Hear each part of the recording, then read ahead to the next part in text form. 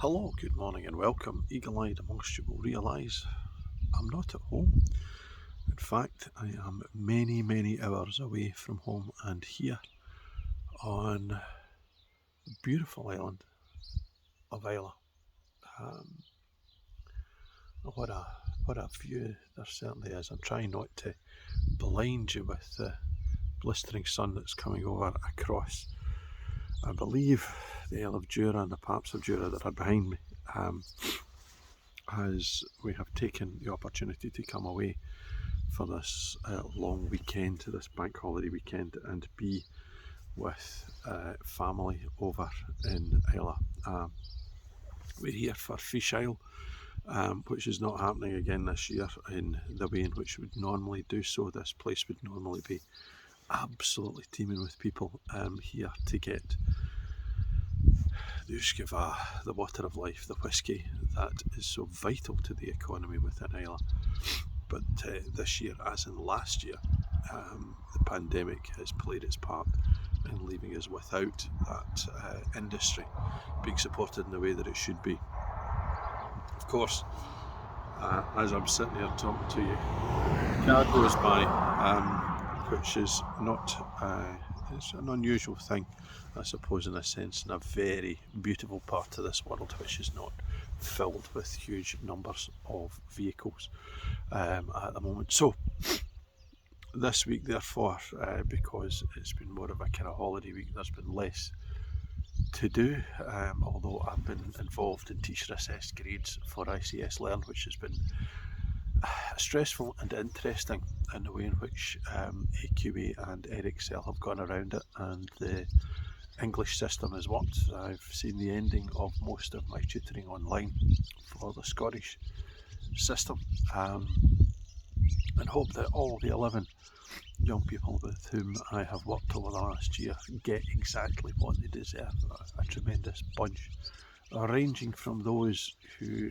should be getting very, very good awards to those who should pass and do so well enough,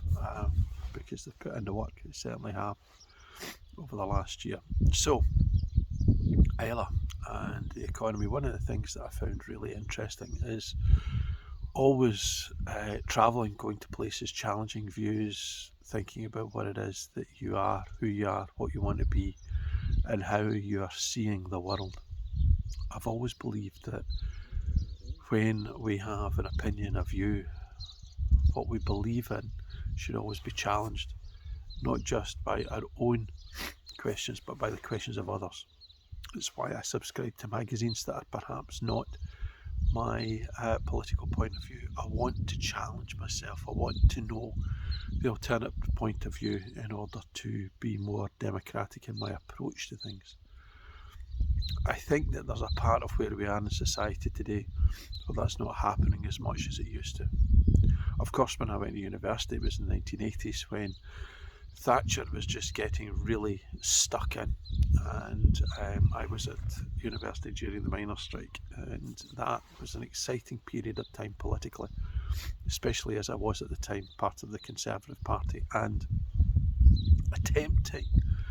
in a vainglorious manner to try and get across to people what it was that the government was attempting to do. To find myself decades later in a mining town like Cumnock, totally devastated by the effects of what Thatcher did with, or Thatcher's government did with the mines, was a salutary lesson as I saw the effects of the things that I believed in the early 80s play out in the future of young people who had very little to look forward to, and recognised absolutely the error of our ways in the 1980s and why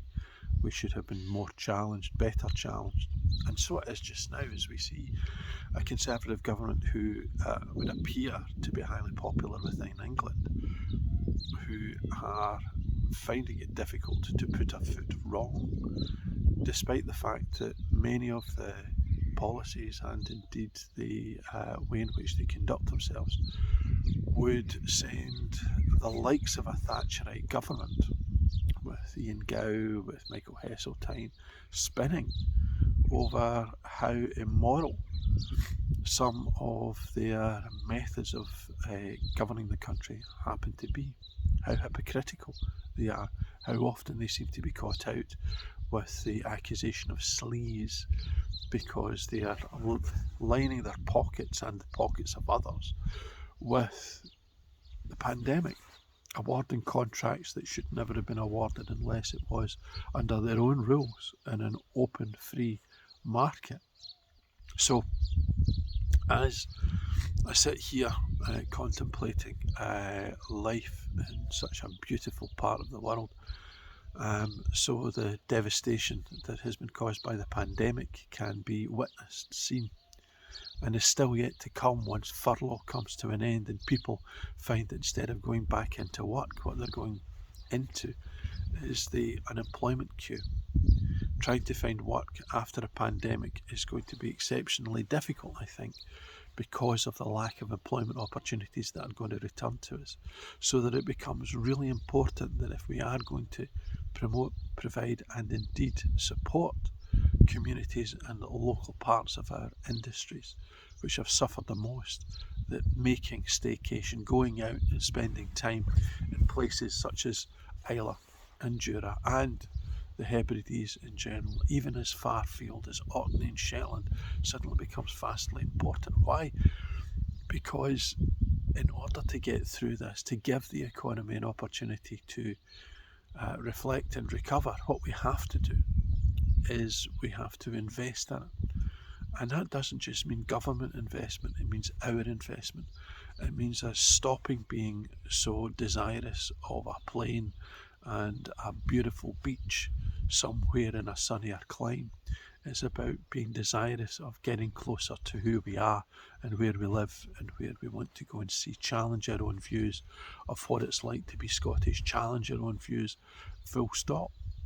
Go into areas and places that maybe we have not been for many, many years. Rediscover childhood memories, rediscover anything you can in order to support the economies of those parts of Scotland and the United Kingdom which have suffered the most. So here, what we've discovered is a very buoyant island indeed, an island that seems to have come through this by a very simple manner, a manner of the past, that of community action, of engagement and involvement, not just of kenning your neighbours and knowing who it is in the village and their business, but also, as we were hearing from one of the distilleries, one of them locally had created the sort of hand sanitizer, and every single house in the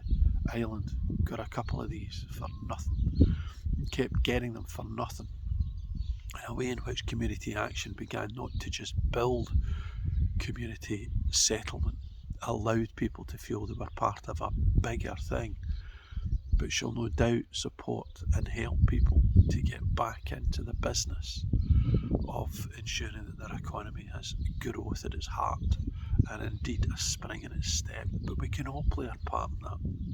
So travel and keeping it local, but keeping it far enough from where we are, I think is the key to ensuring that we get something put back into our local communities, depending upon ourselves to invest in ourselves, I think is a very decent way to start getting things back. And if we don't, why would we want, or why would we cast aspersions on others that don't on our behalf? So, from the beauty of God's own country, here I am in the Isle of Islay. Until next week, bye for now.